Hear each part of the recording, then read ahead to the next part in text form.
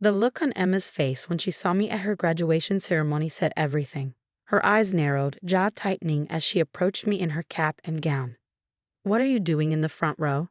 she asked, her voice cold. "Those seats are for family. I'm David Mitchell, and at 45, I've spent the last 12 years being Emma's stepfather, or at least trying to be." Standing there in my best suit, clutching the bouquet of sunflowers she once told me were her favorite, I felt my heart sink. "I am family, Emma," I said softly, but she was already shaking her head. "No, you're just the guy my mom married. My real dad is coming, and he needs this seat." She glanced over her shoulder, scanning the crowd. "You can sit in the back. There's plenty of room there." I watched as she waved enthusiastically to someone behind me. Tom, her biological father, strode up in his expensive suit, perfect hair, and practiced smile. The same man who'd missed her school plays, forgotten her birthdays, and disappeared for months at a time throughout her childhood. But he was her real dad. "Princess," he called out, wrapping her in a hug. "Your big day is finally here." I quietly gathered my things and moved to the back row, just as Emma had suggested. From there, I could see everything. How she beamed at Tom, how she introduced him proudly to her friends, how she pretended not to notice me at all. My wife Sarah squeezed my hand as I sat down beside her. "She's just excited to see Tom," she whispered. "You know how she gets when he's around." I did know. I'd watched for 12 years as Emma chased after Tom's approval, making excuses for his absences, cherishing the rare moments he decided to show up. Meanwhile, I was there every day, helping with homework, attending her soccer games, holding her when she cried after Tom missed another holiday. The ceremony began, and I watched as Emma walked across the stage to receive her diploma. My chest swelled with pride despite everything. I remembered the late nights helping her study for calculus, the weekends spent practicing her valedictorian speech, the countless college applications we reviewed together at the kitchen table. As she delivered her speech, I mouthed the words along with her. Not because I'd helped her write it, but because I'd heard her practice it so many times in her room when she thought no one was listening. She was brilliant, passionate, and determined, everything I'd hoped she'd become. After the ceremony, I waited at the back of the crowd as Emma posed for pictures with Tom. He draped his arm around her shoulders, playing the part of the proud father perfectly. I clutched a small envelope in my pocket, wondering if I should even bother giving it to her. "David," Sarah called out, "come take a picture with Emma." Emma's smile faltered as I approached. "Mom, we've taken enough pictures. Besides, Dad and I are going to lunch to celebrate." Tom checked his watch, his expression shifting. "Actually, Princess, something's come up at work. Rain check." I watched the familiar disappointment flash across Emma's face before she covered it with a practiced smile. "Of course, Dad. I understand. Work is important." As Tom hurried away with promises to make it up to her, I saw Emma's shoulders slump slightly, the same way they had every time he'd let her down over the years. But this time was different. This time, I had something to show her. "Emma," I said, stepping forward. "Before you go, there's something I need to tell you. Something I've been keeping secret for the past 10 years. She turned to me, her expression guarded. "What are you talking about?" I pulled out my phone and opened my email, finding the message I'd received just that morning. "Remember when you were 12, and you wanted to go to that prestigious science camp, but Tom said he couldn't afford it?" "Yeah," she said slowly. "Mom said we couldn't manage it either." "You went anyway," I continued, "because they offered you a scholarship." She nodded, confusion crossing her face. "What about it?" "It wasn't exactly a scholarship, Emma.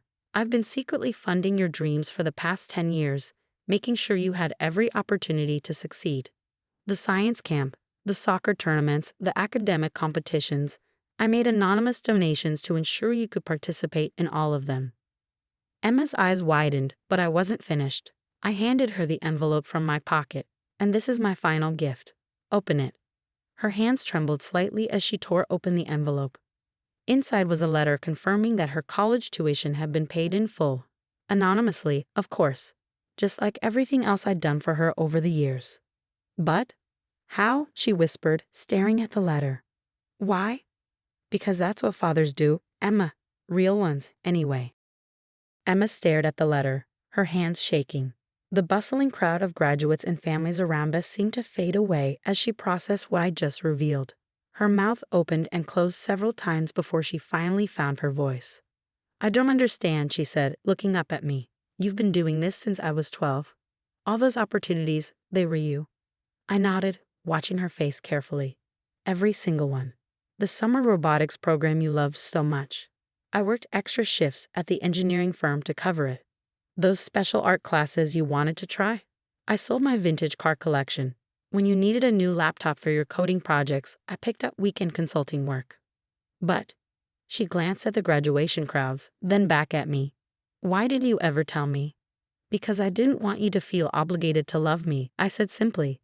I wanted you to have every chance to pursue your dreams without feeling like you owed me anything in return. Sarah stepped forward, her eyes glistening. David, you never told me about any of this. The extra work, the car collection. I knew you'd try to stop me. I smiled at my wife. You'd say it was too much, that we should split the costs with Tom. But I wanted to do this. Emma deserved every opportunity, regardless of who her real dad was. Emma's face crumpled slightly at those words, her own words thrown back at her. She looked down at the college tuition letter again, her fingers tracing over the amount. It was substantial, representing years of careful saving and planning on my part. The anonymous donor who funded the girls' coding initiative at my high school, she said slowly, realization dawning. That was you too, wasn't it? I shrugged.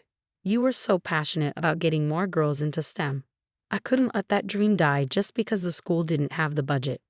And my first computer, the one that mysteriously showed up on my birthday when Tom, forgot again. You need it for your programming classes, I said softly. I couldn't bear to see you disappointed on your birthday, again. Emma's lower lip trembled. The emergency fund that helped Jessica's family when her mom got sick. The one that meant she didn't have to drop out and could stay your lab partner. I nodded. You were so worried about losing your best friend. It seemed like the right thing to do. All this time, she whispered, I thought it was just luck. Random acts of kindness from strangers. But it was you. It was always you. The crowd around us had thinned considerably, families heading off to their celebration lunches. Emma looked around, suddenly seeming to notice Tom's absence again. But this time, instead of disappointment, there was something else in her expression, understanding. You know what the worst part is? She said, her voice thick with emotion. I remember telling you about every single one of these things, excitedly sharing the good news when these mysterious opportunities came up. And you just smiled. You celebrated with me like you were hearing it for the first time. Your joy was all I needed, I replied. Seeing you light up, watching you succeed, that was worth every sacrifice. Emma clutched the letter to her chest, tears finally spilling over. But I've been so awful to you. All these years, pushing you away, insisting you weren't my real father. And you just kept loving me, supporting me. Why? Because that's what parents do, Emma. Real parents. We love our children unconditionally, even when they push us away. Even when it hurts. We keep showing up, keep trying, keep supporting, whether they know about it or not. Sarah wrapped her arm around my waist, leaning into me. David's right, honey. Being a real parent isn't about biology. It's about being there, day after day, in all the ways that matter. Emma looked at us both, really looked at us, perhaps for the first time seeing the truth that had been in front of her all along. Then, without warning, she stepped forward and threw her arms around me. I'm so sorry, she sobbed into my shoulder. I'm so sorry. I held her close, feeling the walls she'd built between us finally starting to crumble. You have nothing to be sorry for, I whispered. Nothing at all. That evening, after the graduation celebrations had wound down, Emma sat with me in our backyard. The same backyard where I pushed her on the swing set, taught her to ride a bike, and helped her with countless science projects. The fairy lights we'd strung up years ago still twinkled overhead, casting a warm glow over us. I found something in my room earlier, she said, pulling out a worn notebook. Remember this? I smiled, recognizing the purple cover immediately. Your dream journal. You started it when you were 13. She opened it carefully, revealing pages filled with her teenage handwriting. I was reading through it, and I noticed something. Every single dream I wrote down in here, you helped make it come true, even the silly ones. She flipped through the pages. Like this, I wish I could go to space camp. 2 months later, I got that lucky scholarship. And here, I want to learn to play guitar, but lessons are too expensive. Then that guitar showed up at Christmas, supposedly from the whole family. You have a good memory, I said softly. No, she shook her head. I have a selective memory. I remembered all the good things that happened, but I chose to forget who was really behind them. It was easier to keep pushing you away when I didn't acknowledge everything you did for me. She turned to another page. But you know what really got me? This entry from when I was 15. I wish my real dad would come to my science fair. Her voice cracked slightly. You didn't show up, but you did. You took off work early and sat in a front row, grinning like I'd just won a Nobel Prize.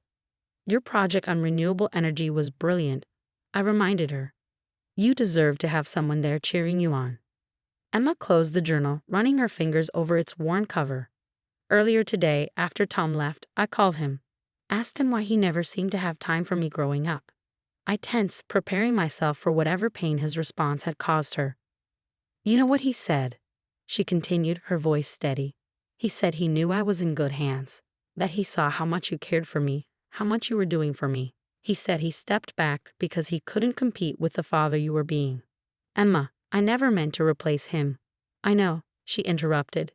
But you did something better. You showed me what a real father is, not someone who shares my DNA, but someone who shares my dreams, who fights for them as hard as I do, maybe even harder. She reached into her bag and pulled out a small package.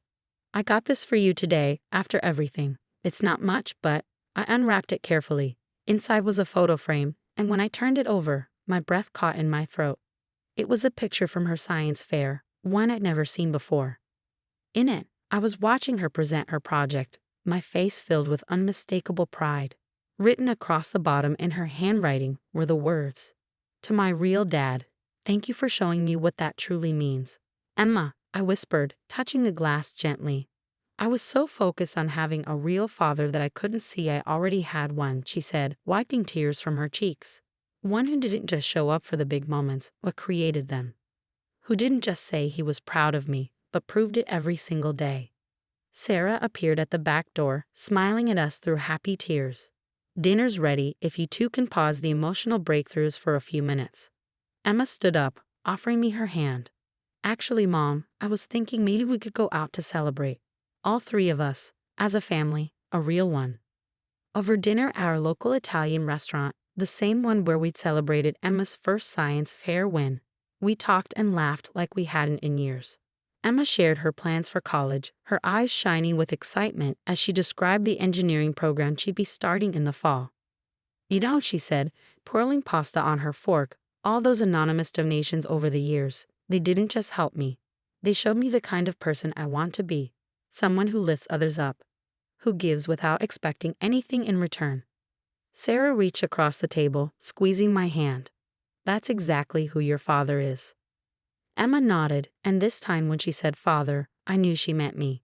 Which is why I've decided to start a scholarship fund at my high school. For girls interested in STEM, and I want to name it after you, Dad. The word dad from her lips made my heart swell. After 12 years of David or just avoiding addressing me at all, this simple word meant everything. You don't have to do that, I said. I know, she smiled. But I want to, because real fathers teach their children not just to chase their dreams, but to help others chase theirs too. And you've taught me that better than anyone. As we drove home that night, Emma fell asleep in the backseat, just like she used to when she was little. Looking at her in the rearview mirror, I saw both the little girl she had been and the amazing woman she was becoming. Sometimes the greatest gifts we give our children aren't the ones they can see, but the examples we set through our actions. And sometimes the love we give silently, without recognition or reward, speaks the loudest of all.